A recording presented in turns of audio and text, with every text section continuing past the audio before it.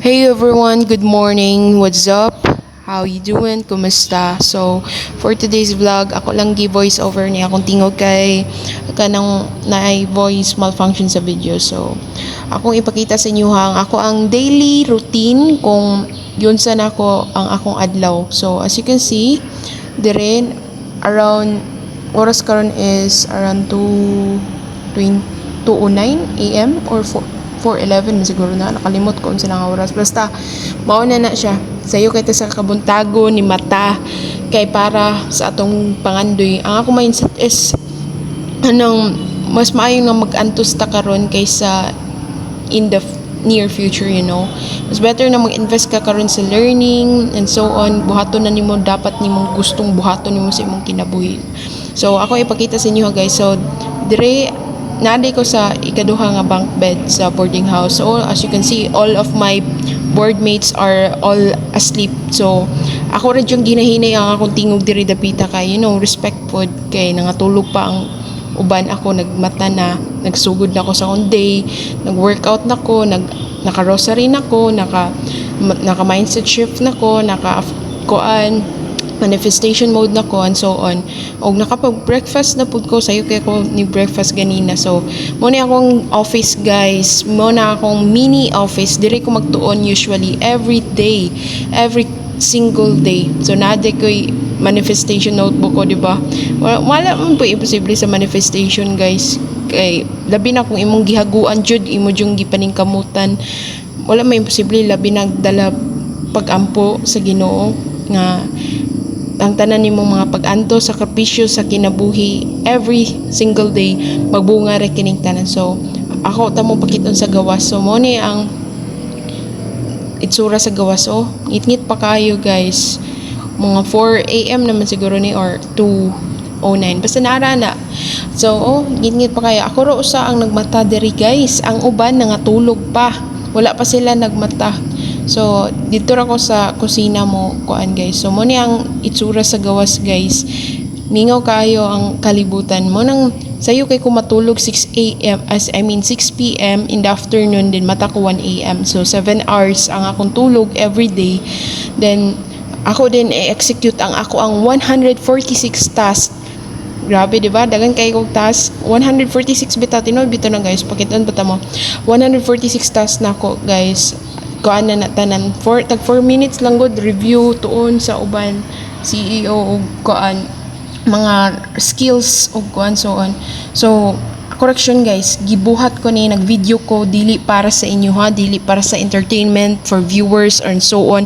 Gibuhat ni nako kay para sa ako ang kaugalingon kay gusto ko in the near future na ako'y mabalikan ba na ako'y memories nga ay ingana di ko sa una ako mga pag-antos nagbunga ra jud ay gi-vlog ni nako ba kay syempre kanang nagkatiguang na ta, then gusto na ko i-capture documentary ang akong journey paingon sa akong mga pangandoy sa kinabuhi nga mahimo kung kaluyan sa Ginoo pohon nga makita niya ang akong mga pag-andos nga ganang mahimo kung usa ka successful nga BS Abi o ako ning gi-vlog para jud sa akong kaugalingon, gi-document nako every step of the day na improvement kung asa nako gidala sa ako ang mga lihok sa kinabuhi. O syempre guys, ang pinaka hardest lang jud na ako nag-start ko review June 9, 2025. Then karon September 22, 2025. Ang pinalang ka hardest jud guys kay lack of consistency ko guys. Syempre dili ko perfect, daghan kog mga sayop nga desisyon usay na jud usa ka adlaw nga wa jud nako nabuhat akong schedule kay kana bitong feeling nga kanang sige ra kag kuan edit sa schedule, edit then wala jud kay nasugdan no.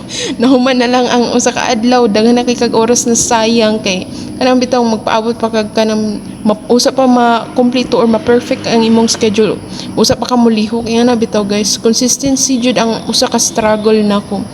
Dayon muna akong improvement sa so far, pero ang importante is ni show up ko every day bisag 1% every day lang jud yanang better from myself. I am documenting this because I want to see how far I'll go from my yesterday self. So yeah, mo jud ni akong main goal jud ni guys. So bahalag walay viewers ni wala ni kuan ni mutan-aw ani nga vlog. Ang importante sa kuan na ako'y memories ma-document nga ay nga na di ko sa una nakahinumdum ko na ako mabalikan nga memories ba sa akong college days nga third year irregular ko. So ako dyan nga gibuhat para sa ako ang kaugalingon nga na ako'y mabalikan nga matanaw. So muna guys ang akong experience guys, lisod jud kayo maging consistent guys. Ay kanang dili malikayan nga ma-distract ko kaya syempre dili man pud ko perfect nan masayop pud ko usahay, pero okay man masayop dira man gud ta makatun sa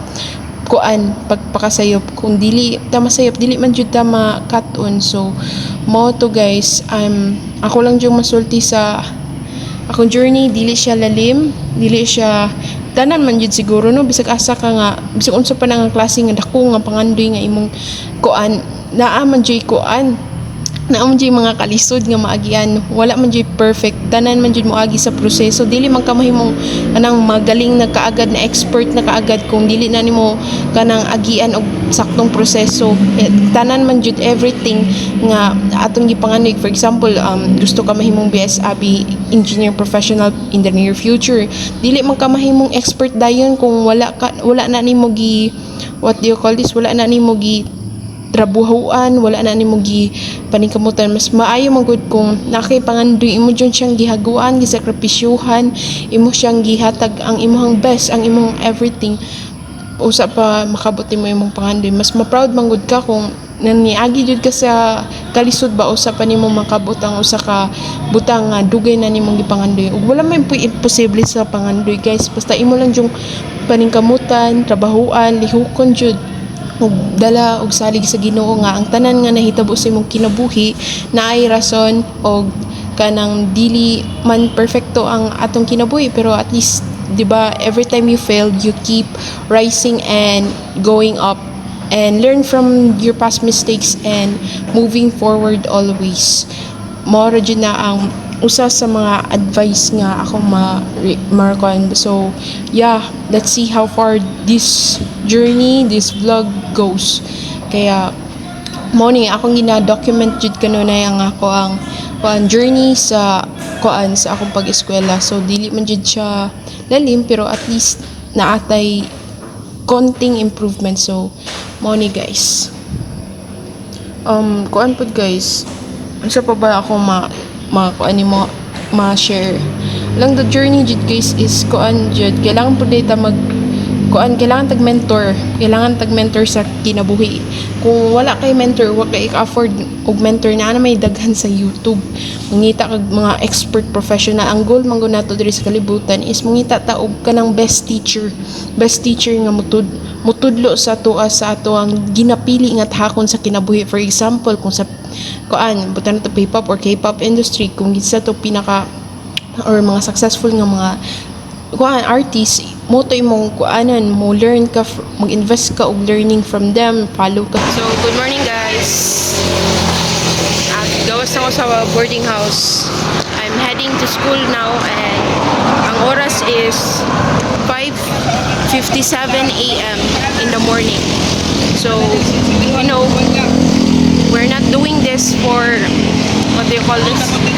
for grades. We are doing this for future investments. According to the experts,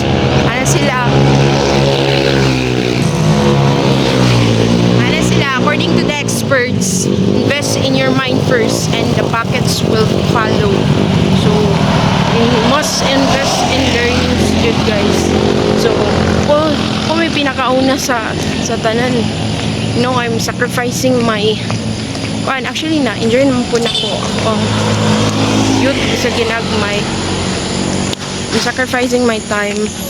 I will usually wake up at 1 a.m. in the morning 1 a.m. in the morning.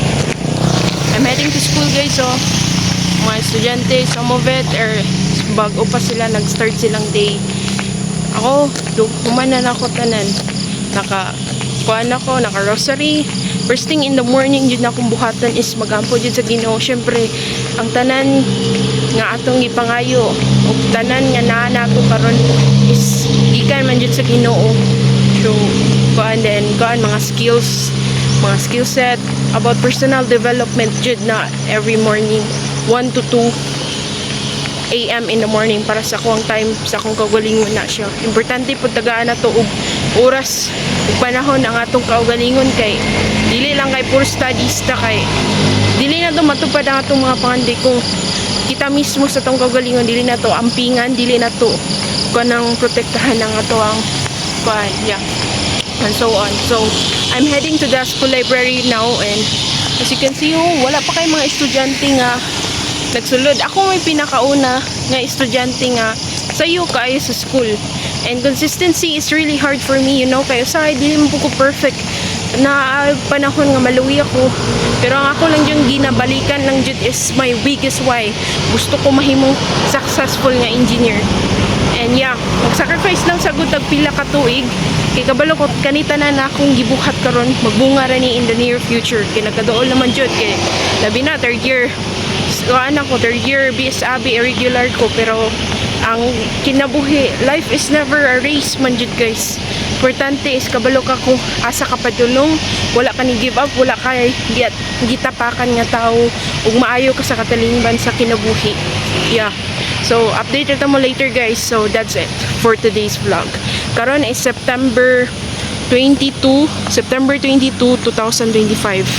My future self, I'm so proud of you, Cheska, for never giving up.